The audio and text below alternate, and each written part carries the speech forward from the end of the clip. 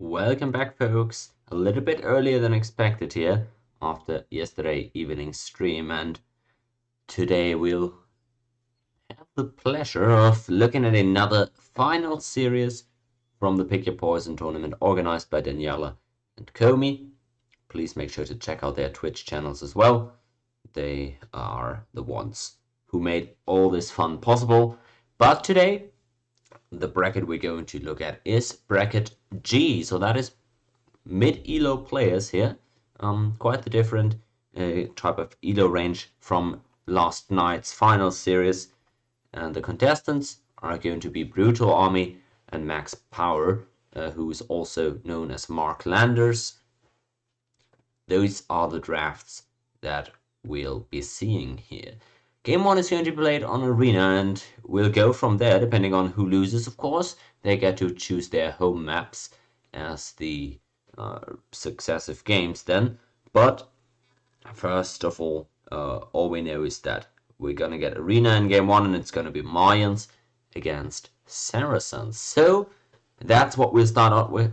That's what Game 1 has in store for us here in the final series for Group G. Remember, this game, of course, also, this series, rather, also awarded by a cash prize to the winner, as every bracket does. So, quite a high-stakes matchup here, as we have the Mayans on the left side here for MarkLanders, who is the number 3 seed in this bracket, so certainly the favorite in this series against BrutalArmy here in the east, who's playing as the Saracens, number 8 seed.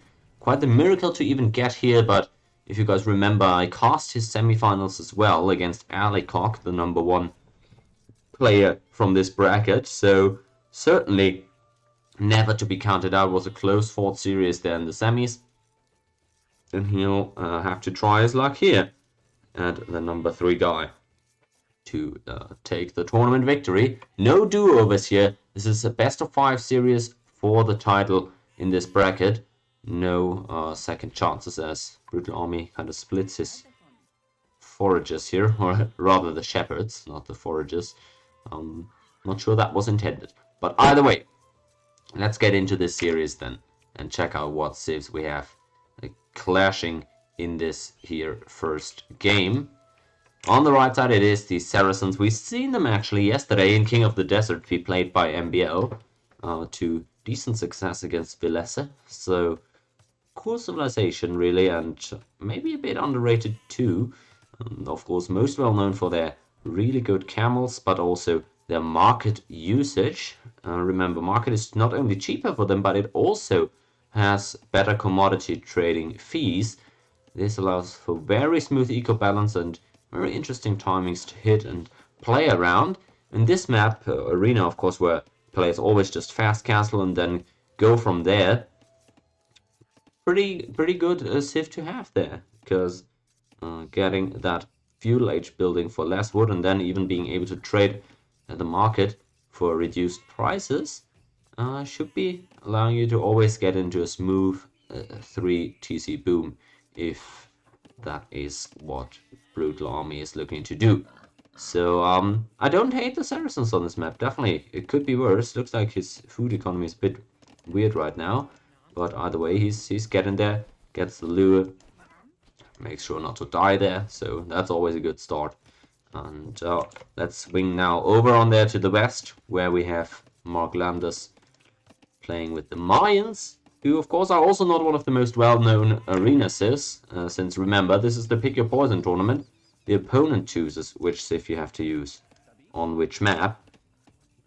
But Mayans, pretty great civ overall, I would argue. Extra villager start is a real nice eco you'll get in the early game, coupled with the 15% longer lasting resources.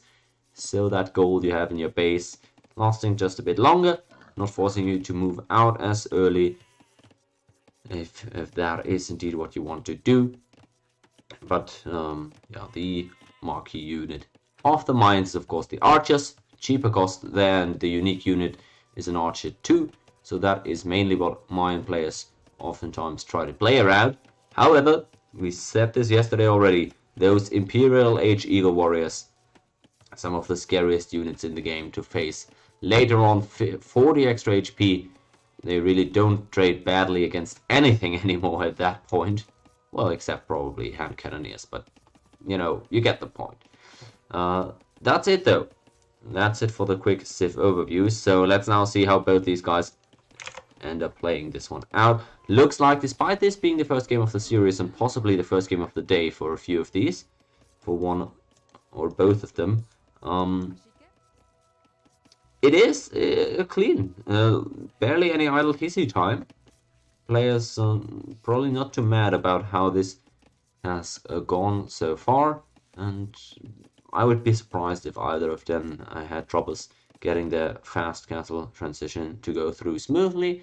Remember, we've seen different approaches to the early game here on Arena in this tournament. We've seen people contest for the relics heavily, but we've also seen other players completely ignore them. Interesting point for this one here, actually. The Mayans here, they don't have a backyard. MarkLanders has no walled off kind of section of the forest, whereas you can see this over here, BrutalArmy with the little backyards here with the wood. So just a bigger wood line that he's able to chop, whereas we can see this is a terrible wood line for the Mayans. They have just a single wood line within their walls. This is crazy. Wow, the pretty poor generation there for him, contrasted with the opponent. So he might just have to wall on over here and buy himself a bit more space. Luckily, if we bring up the bonuses just quickly here, the team bonus for the Mayans, half cost on walls. So it should be possible for him to close that gap without spending too much.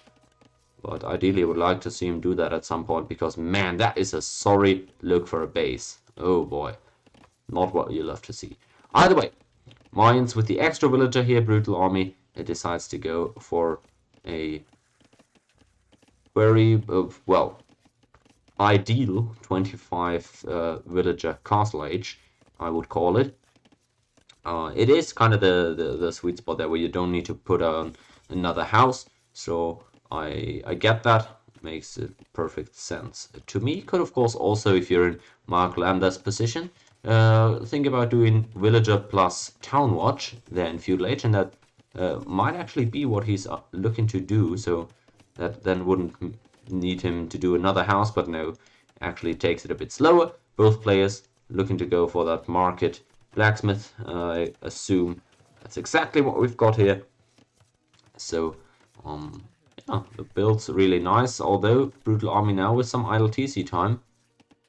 Okay, didn't quite get the rest up in time, but 13 seconds is more than manageable. He's gonna be fine with that. On the other side, MarkLanders grabbing that second villager right now, and looks like he's going to be able to click up soon after as well. Although, oh, actually doesn't have that second building down yet. Oh, never mind that then. He's going to have to queue up another villager, and the transition not as smooth for the Mayans as it was for a BrutalArmy over there in the east, who is already on the way to Castle Age, gets double bit X2. His eco is looking pretty fine, and remember, he's got all this great space to build into, drop TCs at. Whereas for the Mayans, it's looking super weird. He's actually walling up on here just with a regular house wall. Fair enough.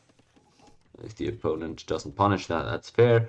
Overall, I guess gets the job done just as well as if he had actual walls there. At least for the short term. Now, both of them on the way to Castle Age, but 1.5 minutes of difference here. Of course, that means 4 extra villages for MarkLanders. Don't think he had planned on that, but has the barracks up already as well. So that is kind of the difference here in the builds.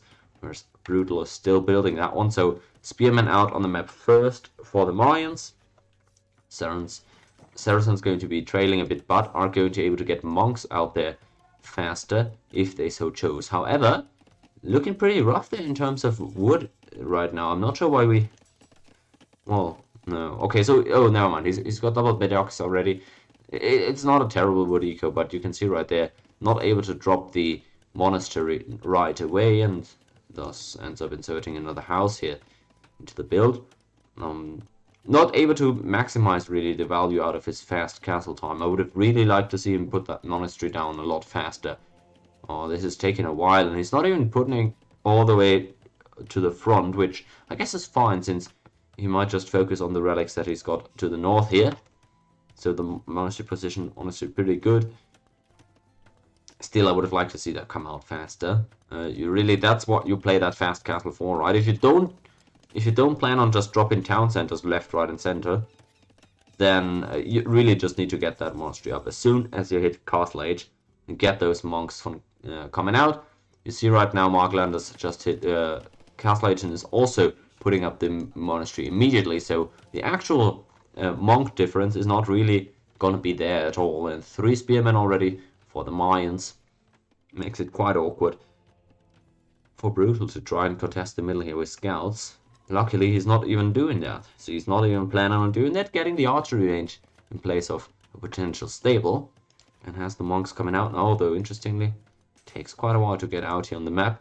MarkLanders guarding the back relic and the middle relic, but not the front relic. I wonder if he's just going to concede that one and not planning to invest a whole lot for that. Has the second town center going up already as well. So honestly, I like the early game here a little bit better for MarkLanders. Hey there in chat, by the way, Daniela. Good to see you. Good to see you. You gonna stream later as well? I might have some time to drop by if you stream before KOTD, but I sadly got to head out in the evening today. So, hey, is what it is. I'll make the best of my time. First relic grabbed for BrutalArmy here. And I guess he's fine with that. He's really gone for minimal investment contesting the middle here. And he's really, interestingly, actually opting into archers here. That is a curious choice. Early castle age archers here. I mean, they're really good against the spearmen, but they're absolute ass against the eagle scouts, if I may say that as clearly. Man, I'm not sure about this. Oh, Admirals League is starting up today, is it? Oh, that's cool.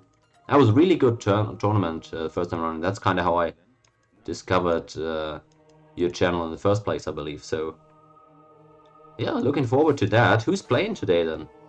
That'll be exciting. Looks like BrutalArmy really losing a lot here. That's 2 monks going down there. And you can really see those archers, man. What are they doing? What purpose are they really serving here?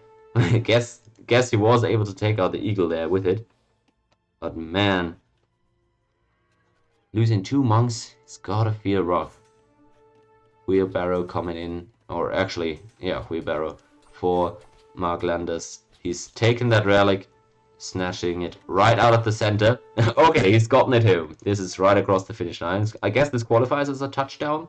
I'm not as familiar with American sports, but you know, it seems close enough. And that relic here, well, as good as home too. So I've said this before, but I really like the approach from MarkLanders.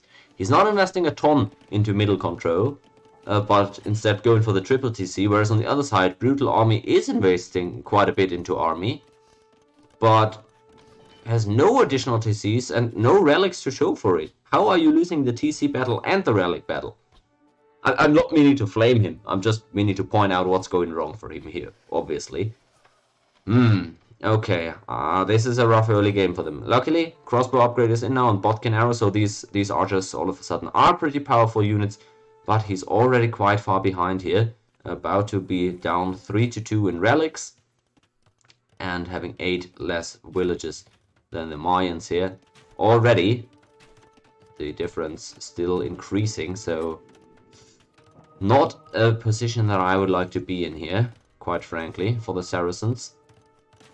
Mayans on the other side as well. I mean, they have really good halberdiers in the late game, so camel play is going to be incredibly difficult.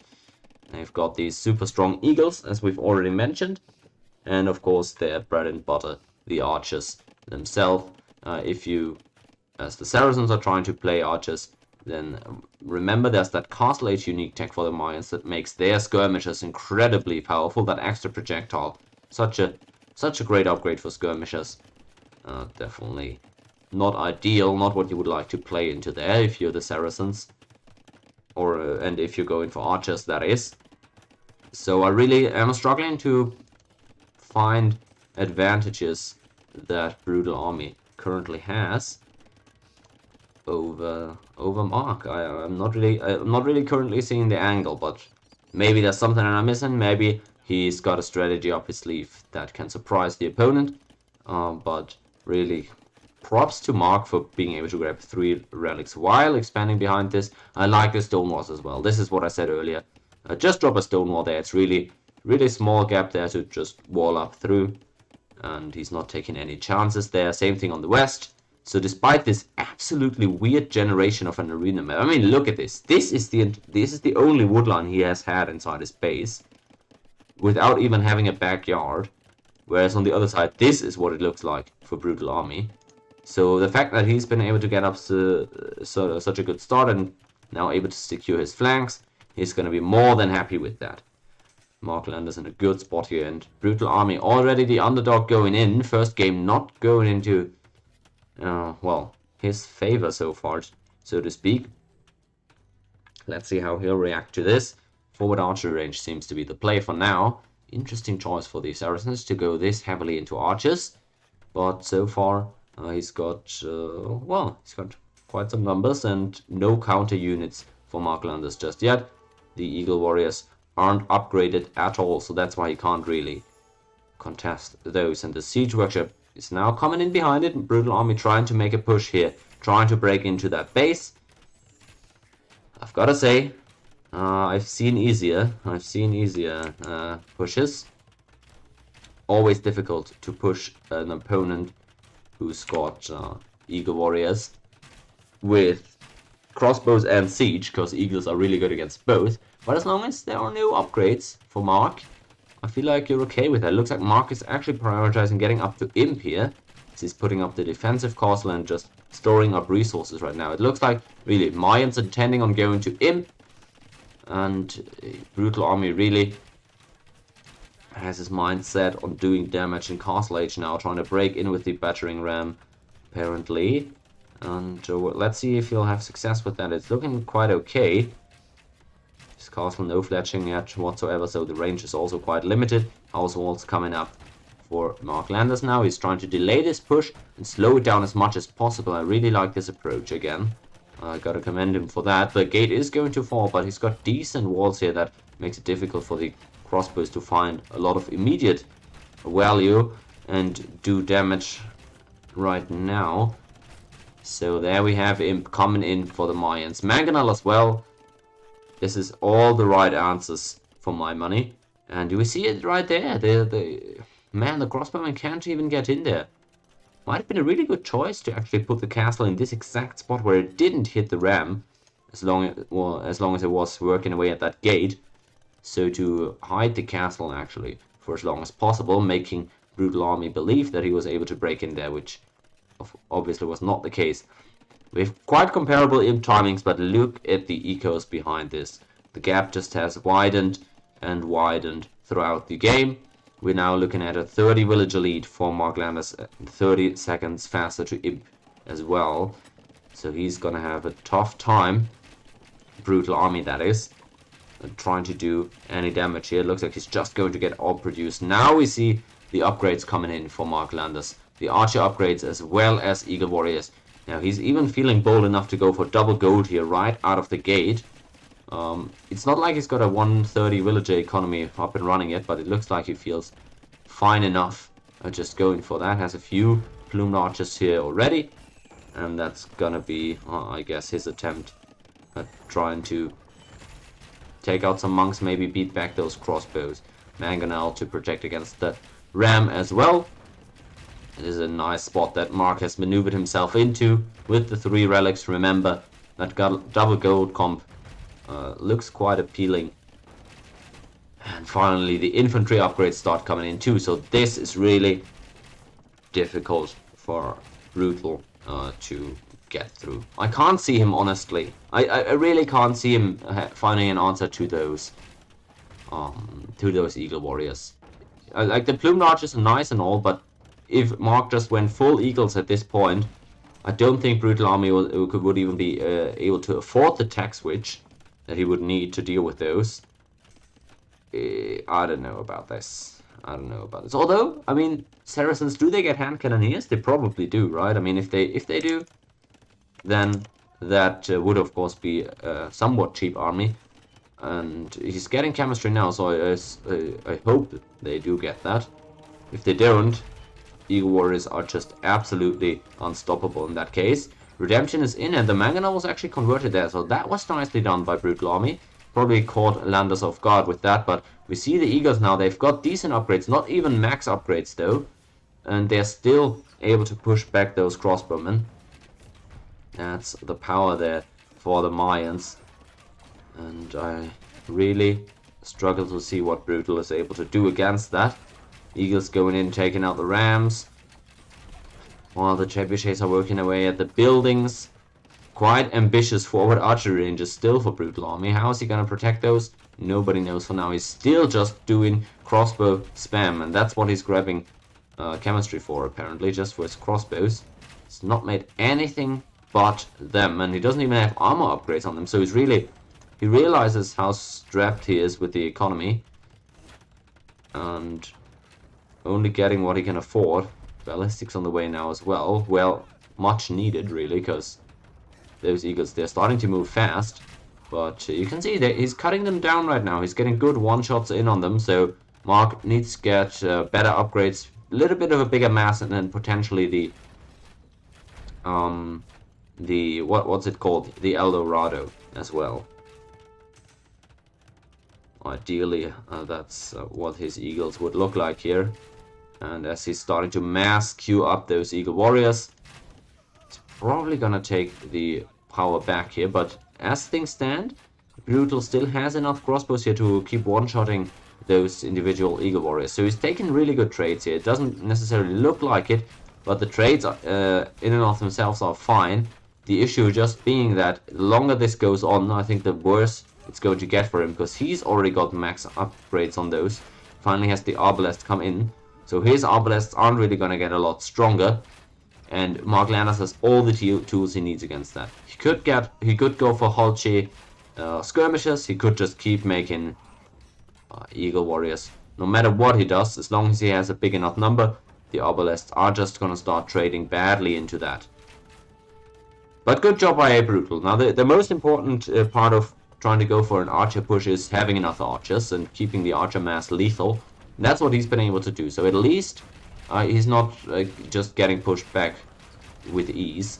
Now even able to chip away at the trebuchets here. No repair villagers around for MarkLanders, so he's likely to lose that one trap here. Nicely done by Brutal. He's getting value out of the Arbalests he has. The issue just being that I don't see them being a viable long-term option. We have the Eagle, Elite Eagles there on the way. Oh man, it's already difficult to kill them, but they're just gonna continue to get stronger here. As Mark is getting all these upgrades. Look at that eco. Both players now approaching same kind of villager numbers. So at least in that regard, BrutalArmy is closing the gap. But is he going to be able to somehow turn this one around? Now it might look weird because he's been over the halfway point of the map for the entirety of this game. But the game state is just so difficult for him. And you can see it right there. The yellow ball just becomes beefier and beefier with any passing minute. The attack upgrades even starting to come in now as well. He's got nothing against it. He really doesn't. Bombard cannon out now for the Saracens. And it looks like they really don't get hand cannoneer. Because if he did, he would have most certainly already made some. And down go the archery ranges. As I said before, I would have liked to see those be a little bit further to the back. Don't think he really gained anything by making them that far forward. Just allows MarkLanders to keep the traps super safe while taking out your buildings.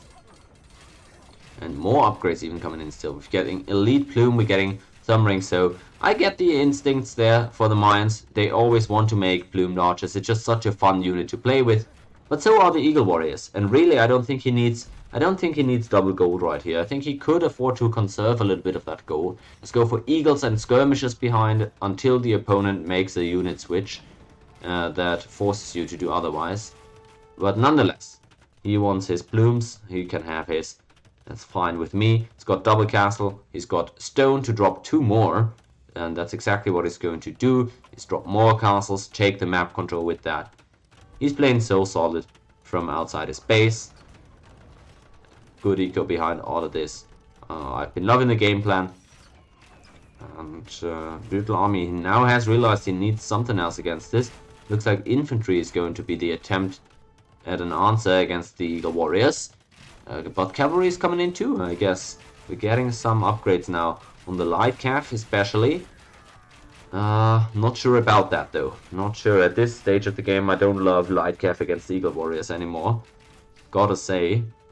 That's probably not the most effective unit. I mean, in terms of cost balance, that might be worthwhile, resource for resource, but in effect, you're just going to lose all those units because the Eagles at this point are just unstoppable. Look at them going in. They'll shred absolutely everything. Plume Archers behind it. They're completely taking the entire map, and the castle is going to start going down as well. Man, that is just domination here from MarkLanders. He's not wavered whatsoever in this game. Defended super nice, and he's got the entire control right now.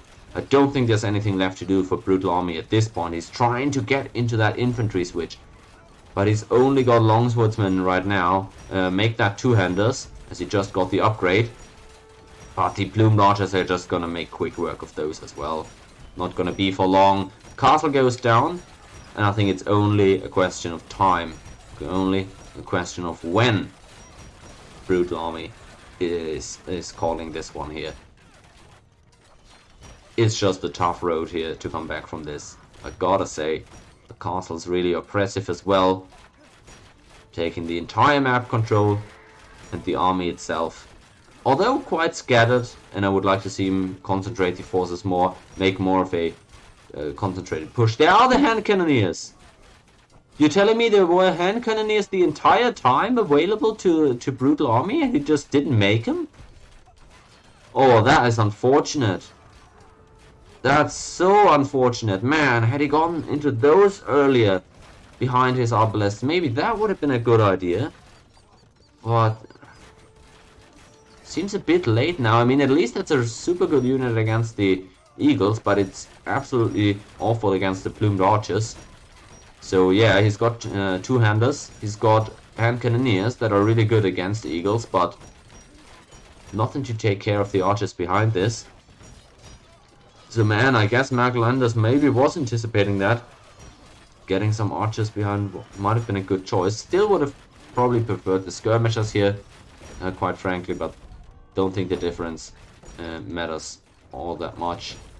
Mameluk's now coming out okay. He's pulling every last ace out of his sleeve.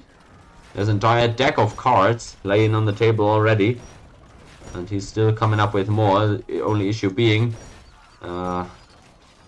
they aren't as effective either, are they? Oh no. First game of the series. This is the neutral map, oftentimes great indicator of how a series might be heading. Winning this one means you don't need to win games on the opponent's home maps to win the series. So big time momentum setter to start off the finals here. And it looks like it's all gonna go right for MarkLanders here, who, I mean, still I think he got a little bit spread out and distracted here with the army. Could have made a faster push had he just tried to more, well, concentrate the attack a little bit more, but he's taken out the castle and all the forward buildings. The base is open now as well, so he's done the job, and there's no coming back from this one for BrutalArmy, or is there? I don't personally see it here really. Look at the trades, they've not been good.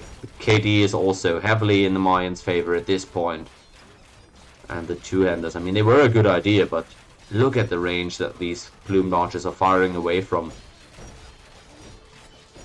Absolutely impossible at this point to take them out still, and he still doesn't even have a unit that would counter them.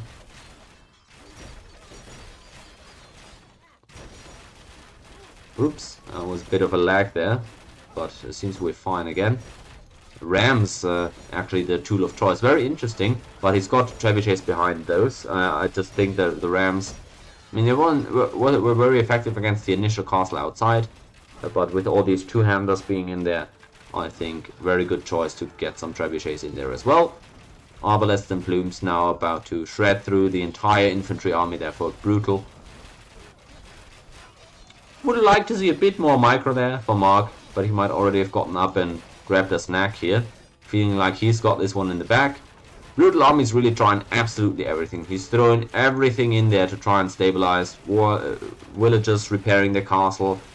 Huge production here in terms of army, throwing every last man, woman and child in the way of this approach, of this onslaught at the hands of the Mayans. But as you can see, the best he can do is stall, and as the game state is not getting better for him, that's as good as losing here. And there he goes. He calls it. Was a great effort. He's tried everything. I can't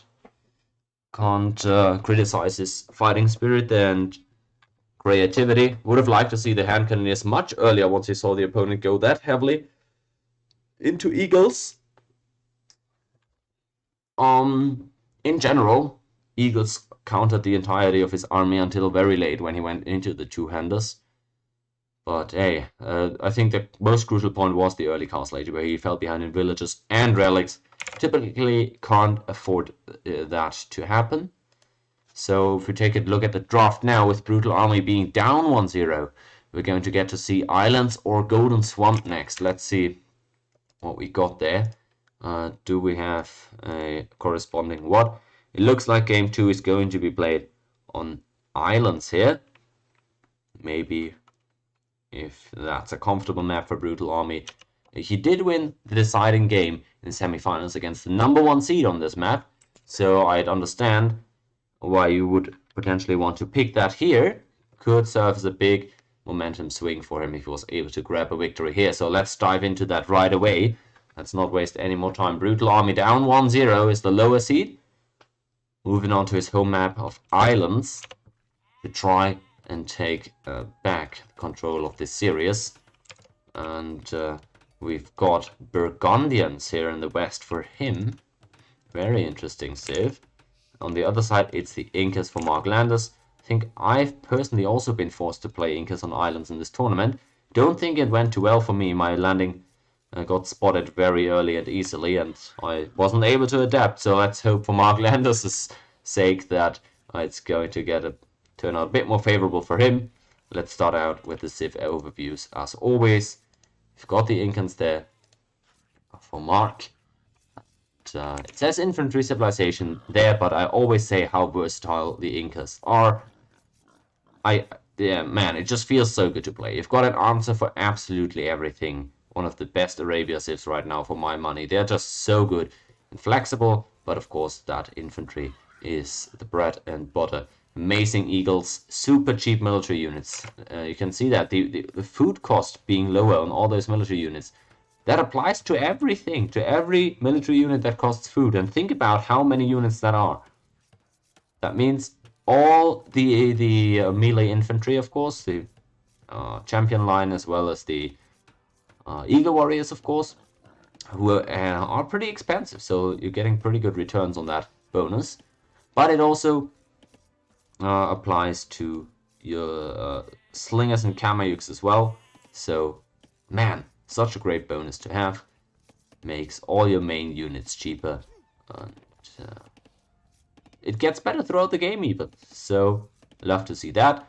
Villagers being affected by blacksmith upgrades is a pretty underrated good bonus, although I don't think does a whole lot on Islands. I myself, in my tourney game here, tried to fight with the villagers. Didn't go so well, so I cannot recommend that to you guys. Houses supporting more population is pretty neat on Islands though, saving a bit of wood there in the early game, allowing you to get more investment into navy or fishing ships. And as I said already, main strength of this civ is the immense flexibility. You've got regular infantry, you've got slingers against enemy infantry, you've got Kamayuks against cavalry, you've got you've got Eagle Warriors, of course, against siege, against monks, against archers. Man, this is such a good civ. And I would love to see MarkLanders make good use of them here. You can tell I'm a bit of a fan, more of the civ than of the player, but still. On the other side, it is the Burgundians, who I don't have as loving a relationship with, but we've all seen the clips. They've got some crazy stuff in store themselves. Most well known for their economy bonuses, of course. You're able to grab eco upgrades 1 age earlier and for less cost than any other civilization, so that is a really nice bonus to have. We can see already double bit axe having been researched by BrutalArmy, so he's chopping wood faster than the opponent. Let's, just out of curiosity, as both players are just barely starting their fishing ship eco, let's see, before that fishing eco comes in, what are the resources collected at this point? Okay, they're absolutely identical. I was gonna say, is the double bit axe already showing effect? Not quite, but it's going to start paying for itself in returns pretty quickly, if I had to guess. So that's just one of the cool bonuses for the Burgundians. If we take a look at a bit more, you've got cheaper stable tax, you've got the earlier Cavalier upgrade there, and Castle Age. Pretty powerful Castle Age all in with that, honestly. And then the eco bonuses from the Burgundian Vineyard tech, as well as the Flemish Revolution if all else fails. Although again, might be a bit difficult to make work on this map here. Okay, so Burgundians, all about eco, all about taking a while to scale up. Incas, very flexible, can go for interesting early shenanigans with landings, can go for a bit later and make use of their flexible tech tree too. And remember, they get fully upgradable obelisks on top of all of that. I don't even think I've mentioned that yet, but the Inca really do get that as well. So, man, that's just how flexible as if they are. And we'll love to see a good game here. In game number 2, hopefully we'll get along an extended series here. Exciting matchup to decide who walks away with the cash prize for this group. And BrutalArmy here, I mean, Daniela actually told me not to speak anymore about how she rigged the tournament in favor of her friends, but all I'm gonna say is don't be too surprised if BrutalArmy starts coming back in the series soon. Don't be surprised. Daniela has those tricks up her sleeve. We'll get the suspiciously good maps coming in very soon. I'm absolutely sure. Either way, MarkLanders should be the favorite. He is the number 3 seed. He's shown a super solid game in game number 1. And of course, also, I've touched on BrutalArmy's road to get here already. But MarkLanders on the other side. He's been just as good, able to get to the finals. You don't get here just by merit of luck. And he's loading up that raiding party just as I did. We see the feudal age landing for the Incas. Hopefully he's doing a better job of this than I did. But no outpost yet for BrutalArmy, so at least he's not going to get spotted right out of the gate. Let's see how well this goes for MarkLanders. Very fitting lane, or a very fitting name rather, as his MarkLanders party. Landers on the opponent's island, making its way up from the south, and he's going for archery range to open up with. Quite understandable, of course, you can't make scouts as the Incas, so archers really good raiding unit, and as long as this isn't spotted, there's no better harassing unit to the enemy eco than archers. The only reason I typically like to make scouts when I land opponents on islands is that people don't wall on this map, and if the opponent isn't walled, scouts really are that much stronger, as opposed to Arabia, where once those walls go up, you really need to go for archers if you want to do any more eco damage at all. So I like to see that. Archers now in for Landers. He's starting to produce out of their range, and I wouldn't be shocked if he put down, yeah, exactly, put down a second production building as well. I might have actually expected a what's it called, man, a barracks instead of a second range, but whatever, that's what he's currently going for, and he's yet been spotted, I don't think. So even adding, oh, I like that a lot. I like that a lot. He's adding the navy as well, so he's making the opponent believe that he might just be playing a standard game on water. Yeah, no idea yet what's about to hit him. has BrutalArmy. And this could turn out horribly. Remember, he really needs this victory here. It's his home map. Oh man. Oh man. This is kind of the fork in the road moment in this game, and potentially in this series. If you lose your first home map as well after going down 1-0, you really gotta feel like it's high tide, water up to your chin. What else do you have left if you don't manage to secure this game? And this raid is about to hit him completely out of the blue. Look at this. MarkLanders has spotted the woodline. The archers start coming in. Fletching is in already. 4 archers forward. The lumberjacks are getting hit. They now have to abandon this woodline. What is the response going to look like for BrutalArmy? He's moving all the way back here with the archer, or with the villagers. He's dropping a tower on the gold apparently, and on the wood, and a market right next to this. So that's interesting. It doesn't have even a barracks yet, so this is gonna take him quite a while to find a response to this. At least on water, it looks like he's got all the controls. 7 fire galleys. He's cleaned up the... Well, at least he's pushed back the enemy fishing ships who are now on the run. But at home, it's looking absolutely horrible. So the damage that MarkLanders has been doing with this raid is no joke. He's sending the villagers forward, so might even try to put a tower himself. Not exactly sure where that's going to be. But I've got to say, I would hate to be in the spot as BrutalArmy right now already. He's got the water control maybe though, and that's always a big plus to have.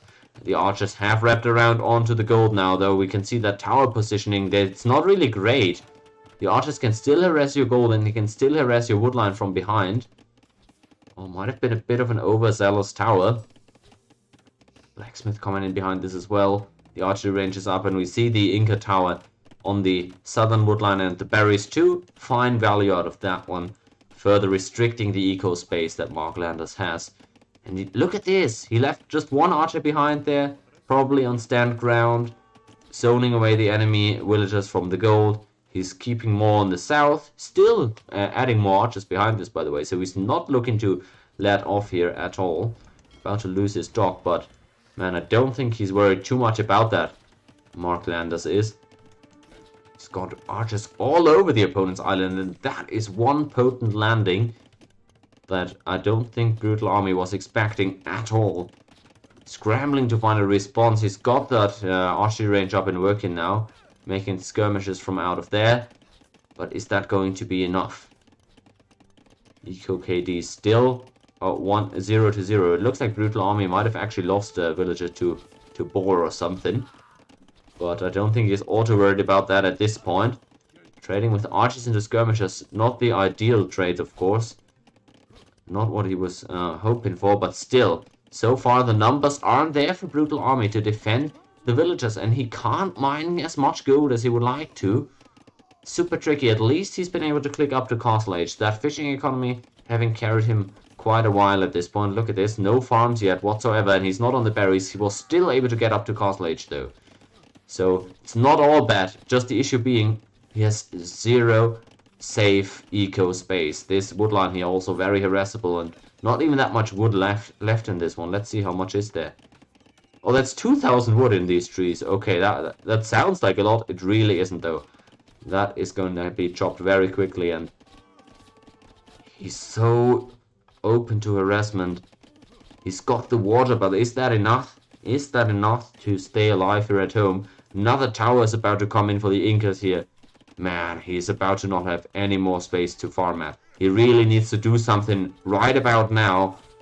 Maybe he's just gonna fight with villagers in Castle Age, but he would need to grab some infantry armor upgrades though, if he wanted to do that. Remember, starting in Castle Age, Inca villagers are affected by blacksmith upgrades.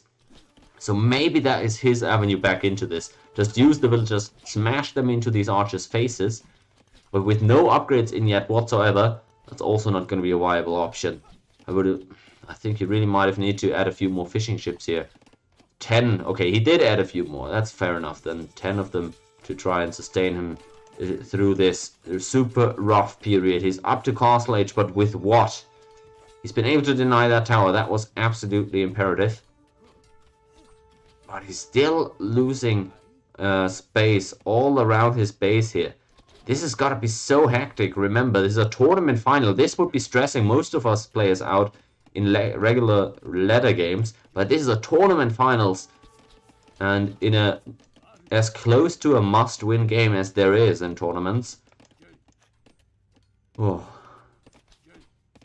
this surely can't feel great. I gotta say, he's not been able to perform a landing himself and do counter damage with that. He's been fully trying to respond at home. Has the stable out now, and knights is what he's looking to do against those archers. Still though, MarkLanders has a good amount of archers left, 10 of them actually, and is on the way to Castle Age. So if those get upgraded to crossbowmen, it might be really difficult to play from there on out for the Burgundians, who I really gotta say, this tower didn't actually accomplish as much as it might have needed to, but at least he was able to keep mining gold and allowing him to now get those knights out on the map. That's gotta be big, but man, TC working the entire time with only 10 fishing ships for him and, well, a few farms that he's now added. It's not a great food eco, really is not. And the Incas just have hit Castle Age as well. They've got tons of options. They could add like 3 town centers here. They could also drop a castle on the enemy's island. What's going to be the play here for MarkLanders? Whatever he does, he's got a huge opportunity right now. And it's looking like he's trying to push with a siege workshop. He's got so many resources, man. But he's not dropped any TCs yet. He's got the rest to drop 3 of them and go full boom now. I don't think you need to do that though. He's in a really good spot to continue pushing forward. So I would like to actually see him come over, drop a castle on this island, and upgrade those pikemen and crossbows to really drive in that nail into BrutalArmy's second game coffin. TC trying to branch out a bit here is Brutal. He's trying to, of course, get some more safe eco space. Trying to keep the villager numbers up that way. I mean, he's got 9 villagers more than the opponent, 9 eco units that is, and that is of course by sheer naval control. But fishing ships not as efficient as the regular villagers, especially the longer the game goes. Those ways they have to travel, they become longer every time. So it's not as good an eco as it might look like if you just look at the numbers. Mangonel's now running rampant around his base. Man, it's going from bad to worse here with every passing minute for BrutalArmy. Trying to get enough knights here trying to reach that critical mass to overwhelm the opponent's archer numbers, but MarkLanders has not been idle himself. He's stayed on 1 TC. He's only now adding the second one right here actually. And he still has the stone to drop a castle. Remember, Inca buildings cost less stone. So those tower drops, those TCs, those castles, they are even cheaper than regular. Not sure what the militia is doing in here, but point being, he's got more than enough stone to drop a castle here. And yes, that's exactly what he's doing now. Good choice by MarkLanders. Even producing more villagers out of that TC. He's really trying to get that castle up now, and I don't see what MarkLanders can do against that. The pikemen, the crossbowmen. Oh, and he even losing the mangonel fight right now. It's going all bad for him. What? I can't even describe how crazy this is. I don't think I've seen so much control in one of these series here for quite some time. This is absolutely crazy. This is the finals. Both these players have played so good so far in this tournament, but MarkLanders is looking absolutely invincible right now. I mean, look at this unorthodox strategy, and he's executed it down to a T. Taking out another mangonel here. Desperately trying is Brutal to deny that castle, but he's failed. That mangonel's gone down, and honestly, that might be it for him already in this game. He doesn't have the knight numbers to contest this at all whatsoever. He's barely got any farming space left that he can still occupy, and he's continuing to lose his expensive knights and mangonels here. Even the monks doing work now for MarkLanders. I don't see this going on for a lot longer anymore, guys. I gotta be real. Oh, Brutal has tried so hard the previous game too, and he's still trying his very best to stabilize, come up with the responses. I just don't think it's feasible anymore. Oh man, this poor guy getting landed like this, just barely not spotting it. Remember, he had the scout just near the transport ship, but walking in the wrong direction there, sadly for his sake. This could have gone so much different had he gotten earlier intel on this landing. He's now gotten the knights over on the other side. I didn't catch that. My apologies. 6 kills on those knights. Eco KD 12-5 in his favor. Most of that's likely still fishing ships, but at least he's been able to do some counter damage.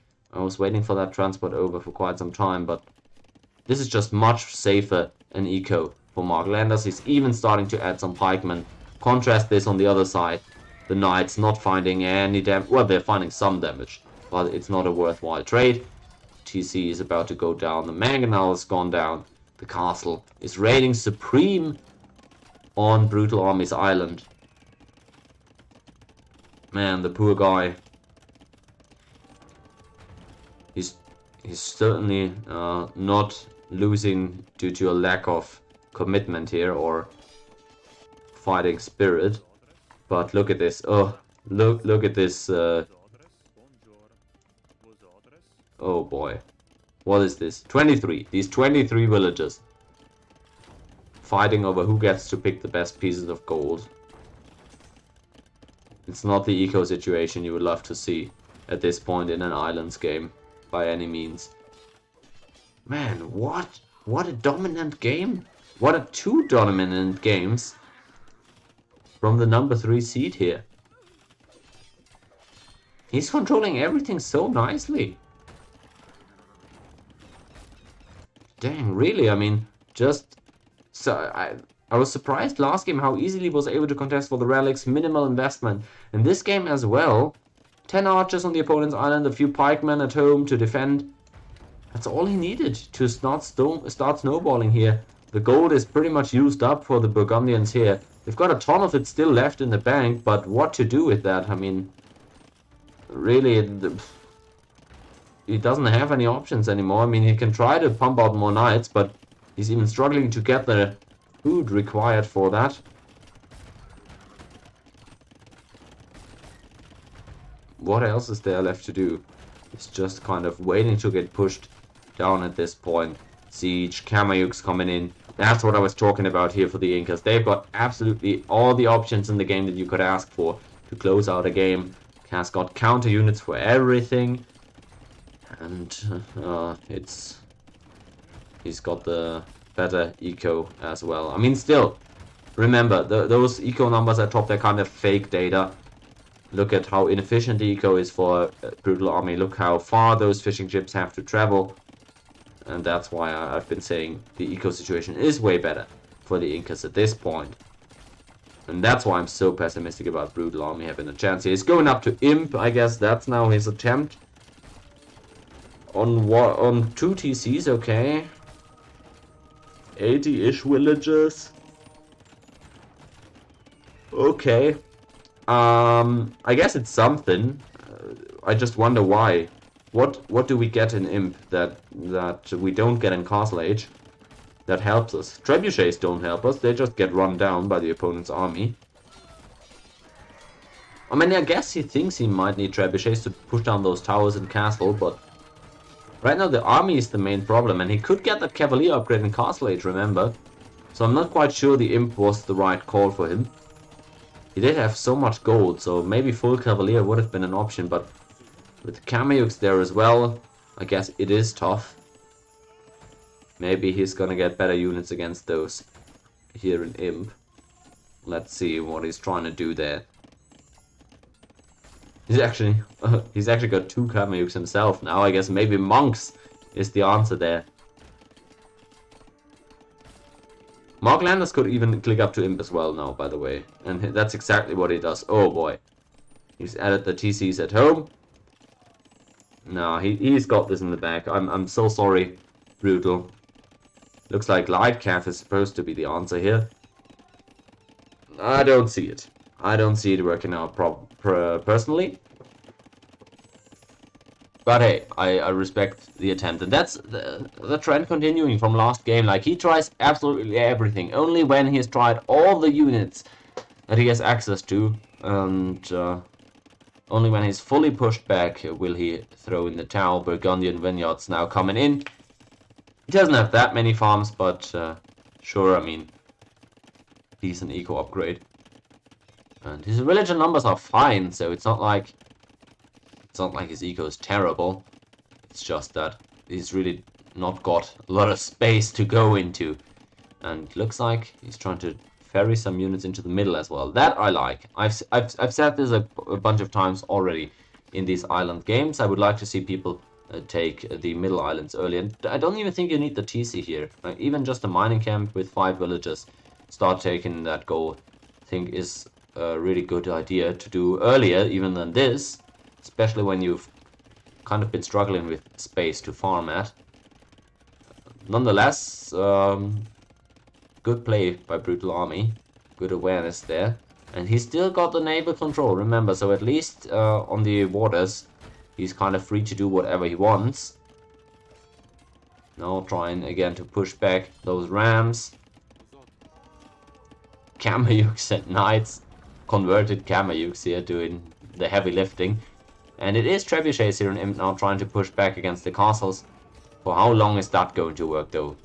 Because honestly, if his army is just monks and trebuchets, with some knights behind that, then Kamayuks and eagles are gonna absolutely shred him. Now even crossbows for MarkLanders. He's making everything. That's the one thing I don't really like. I don't think... I said earlier how Incas could make everything. I didn't mean you should make everything. I just meant you have a huge bag to choose from. MarkLanders is that spoiled kid at the birthday party that gets to pick whatever they want for a present, and he refuses to pick. He just wants the entire candy store. That's kind of what this is. He's making everything. Crossbows, pikemen, Kamayuks, monks, siege, eagles. He's not...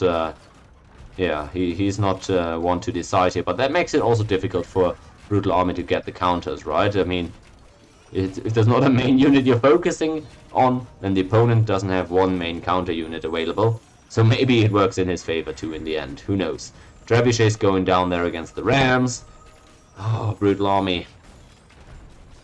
That's what I was saying. I don't think trebuchets do you a huge favor, because you can't really protect them, can you? Not even that first castle ended up going down, and now it's MarkLanders who actually has more trebuchets. And is continuing to push here in Imp. Oh boy, look at this. All this forest has been chopped. There's no wood even left anymore for Brutal, who's now probably trying to transport the villagers over, yeah, and trying to cut down some trees on the opponent's island. I mean, this is a tournament finals, and that's why he's holding on for so long. And I've rarely seen players hold on more tenaciously than this. And as opposed to last game, this is getting better for him theoretically in the late game, right? If this goes super late, I think Burgundians have an avenue back into this. So in this one, I can understand him really trying to claw his way back in. MarkLanders just has not shown a single sign of allowing that to happen. Monk upgrade's really paying off though, because look at that conversion range. BrutalArmy definitely being a pain with that. But didn't even get one through. Oh, that's painful. That's painful. And there's not a ton of army for MarkLanders, but it's just nothing that Brutal can take out. That's the issue, right? I mean, just a few crossbows, just a few Kamayuks, but that is too much for BrutalArmy's very strapped eco to handle. He's branched out now. Might need another lumber camp or two here, but yeah, it's going really terrible at home right now. Trying to house wall up here, delaying the inevitable for as long as possible. Still has more villages, but again, I can't emphasize enough how fake data that is. He finally calls it. There we go. GG. 2-0 up MarkLanders. Most dominant final series that I've seen so far in this tournament. Economy-wise, look, he has got 5,000 more collected resources, despite never having more villages than the opponent. That's what I was saying about the eco numbers. And MarkLanders controlling the series entirely, going up 2-0 here on BrutalArmy, who's now going to have to bounce back on his last home map, which is going to be Golden Swamp. He's got to win here, otherwise the tournament is over for him. And we'll see if he's going to be able to do that. There we go. I'm loading up the game already because I don't want to waste any time here as we dive into this. And there we go. 2-0 up is Max Power, aka MarkLanders, third seed of the bracket in the finals here for the grand cash prize on top of the bragging rights for winning your bracket in the Pick Your Poison tournament. This is the potential last game as BrutalArmy tries to stave off defeat here with the Berbers as their civ on Golden Swamp against MarkLanders on the east here, looking to close this one out, looking absolutely unstoppable so far. Would not surprise me if he was able to win the second home map as well here from his opponent. And he's going to have to try to do that on Japan, which, let's check them out. There we go. Are a really good civilization for this map, in my opinion. I mean, honestly, not only is it an infantry civ, and infantry has been quite successful lately. We've seen Japanese also be picked in the King of the Desert tournament, so it is pretty popular these days. But it's also a really good fishing civilization. Better working fishing ships, tankier fishing ships, man, and those cheaper eco buildings, mill lumber and mining camps. Half the cost. How great a civilization to get early fishing on the way. Don't think there's really anything better than them if you're trying to do that. So Japanese absolutely dream civ here for this map. I gotta say, faster attacking infantry makes for really uncomfortable man-at-arm wars, and the Berbers certainly gonna have to think about how to counter that. And then as well some nice towers there for the Japanese if they were needed. On the other side we've got the Berbers, a civ that we've also seen plenty of in this tournament already, but let's put up their stats nonetheless. Civ that I think personally is really cool as well. We know about their faster moving villages. We also know, of course, about their cool unique units there of the Geniteur and the Camel Archer. But that's not all. They, of course, have cheaper stable units, and that's really a bonus that oftentimes tends to shine here. Once we get knight spam going by, for example, Berbers, oftentimes getting surprising numbers of knights out in Castle Age with that cost reduction. And yeah, a pretty solid civ overall. You've got faster moving ships too, so that hence the naval label that they've got. Other than that, not really too crazy. But 10% faster moving ships, I mean, even your fishing ships gathering so much more effectively with that. So could be definitely worse civs to get on this map than these two that we're looking at. So let's see who can make use of theirs better. So far, MarkLanders with the better idle town center time and up 2 villages as a result of that. Already working on the dock. There we go. It's up already. While BrutalArmy doesn't seem to be looking to get on water so far, although he's got the wood right now to drop a dock himself. So I still somewhat expect that to come through, but MarkLanders getting off to so much a nicer start here. No idle TC time. 37 seconds for BrutalArmy. Well, you have to wonder about a player who's played so well throughout this tournament so far, likely feeling the pressure at this point of being at elimination point here, not having won a single map in this final, so you don't want to go out like this. And that's kind of when your mind starts working against you. Small little slip-ups here. He's got 2 villages worth of idle TC time already, basically. At least the dock is up now as well, so he's going to be able to get some fishing ships out as well, but he's decidedly behind here already. Look at those numbers. 4 eco units, 5 eco units. Oh, this is not looking too great of a start for the Berbers. Hopefully they can bounce back and make this a series for us, because this, of course, is the last matchup in this bracket G. So if we're not gonna get any more games here, then that's gonna be the last we've seen of these players. And BrutalArmy certainly deserves better and has shown more promising stuff than what we've seen from him in this here series. So I still believe in him being able to bring this one back somehow. So far, I really like the Japanese build better, though. They're already on the way to feudal age. They've got 2 fishing ships working. They don't even need any more than that. Like, honestly, 2 or 3 fishing ships is all you really need on this map. You then need to try and invest as little as possible to keep the naval control, or you just give up your fishing ships and transition into land aggression. Both are viable options. And for the Japanese here, 20 villager upclick, and they're already starting to work on their walls. Like to see that as well. Really good choice. And it gets a nice little eco going early on here. For the Berbers, no walls yet whatsoever. That early feudal age timing might really mess BrutalArmy up.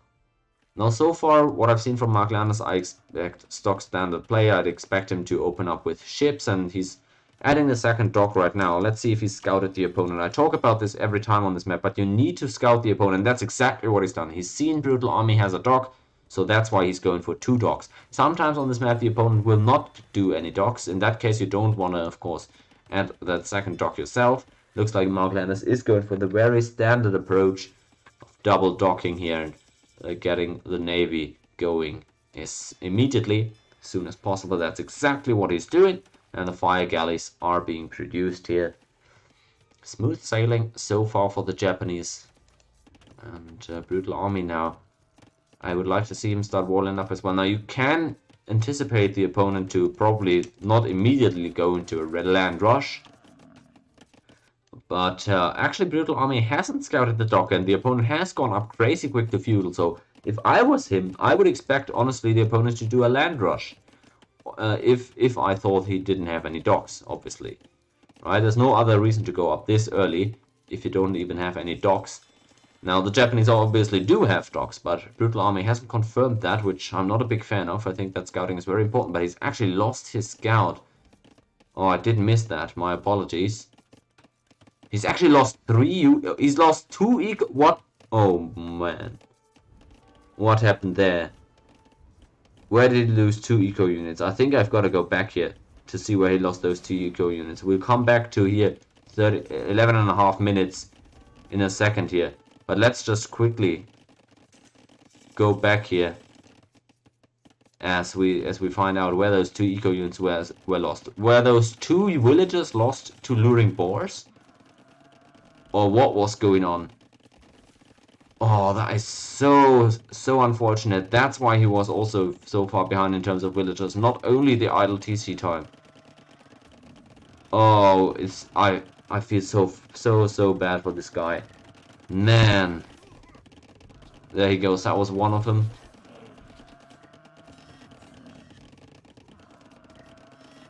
Oh, he was laming. He was laming over here with a villager. And he was trying to block with the scout. Oh boy, that's where it all went south. My apologies for missing that. I was probably doing the Civ rundown during this time. But we see... Oh, he didn't have loom yet. So the villager just got taken out by the rhino. And then he tries to recover it with the scout. Tries to complete the lame. Oh, he doesn't know about the 2-hit tech, does he? Oh no. Oh, this is so sad. Oh no. And now he's trying to lame. And did he lose the second villager here? Oh, he lost the scout here, didn't he? Oh yeah, there goes his scout. Oh, this is the terriblest start you could ever even imagine in an elimination game. Okay, able to save this villager. Let's see where he lost the second villager then. Oh no, there it was. What? Where was it?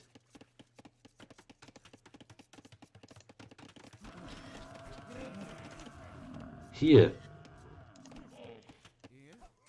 Oh, the garrison didn't come through in time. Oh no, there it was. The garrison did come through, but oh no. The ungarrison here and then, or the attack. And the low HP villager that lured the first boar ended up tanking the second one. 2 villagers down and the scout off of the start. This is the least ideal start imaginable to elimination game. Let's jump back to where we left off. Sorry guys, I really had to investigate what went wrong so early on for BrutalArmy. And is there any better evidence for how distraught a player might feel after going down 0-2 and feeling like they came so close, but their opponent's playing so solid that it must have felt absolutely hopeless for BrutalArmy. He's played 2 exhausting long-term games here. Remember, he's stuck around for so long in both these games, trying to somehow come back. He ground them out really to the last desperate man alive, but wasn't able to come back in those games. And starting off this one with such a sour note has to feel like you're just doomed for failure in this series if you're BrutalArmy. We've seen better players get affected by this, so really can't fault him. But I hope he keeps the head up high and makes this series go the distance nonetheless. Alright, we're back to live now though, and well, this isn't actually live, this is a what, but still. Let's see what ends up transpiring here. This feudal age transition is so much more smooth for MarkLanders. We saw the double dock production. Hasn't overproduced navy, I like to see that, good choice. Realizing the opponent doesn't actually have any navy, just a single dock. Immediately stops making more warships. And that's exactly the trend continuing that we've seen this entire series. MarkLanders makes maximum value out of minimal investment. That is the numbers game that you want to always try and play when you're playing Age of Empires 2. Really balancing out the investment reward balance there. And he's getting rewarded heavily for that. He's taken out all those fishing ships. Look at the score difference already. It's 200 to 300 score difference. He's up on the way to Castle Age now. MarkLanders is. So, man, that's gotta be a brutal timing for Mr. Army to defend against. Oh, look how far away he is from Castle Age. No fishing economy to help him. Galleys now. That I don't understand for MarkLanders. That I really can't get. Why are we not going full land here? At this point, it's absolutely clear that the opponent is not interested in fighting water right now. You have all the vision, you have all the control. Why are you making galleys of all things? If you were that worried about, I think what he's doing is he's just gathering stone to drop a castle, because that's what I was gonna say. If you're that worried about water control, just drop a castle somewhere. But what he's trying to do is, I guess, make some galleys to protect the castle from going up. Maybe that's what he's trying to do. And, I mean, that wouldn't be horrible. He's kind of getting harassed a bit by scouts here, but since he's completely walled, that doesn't even matter.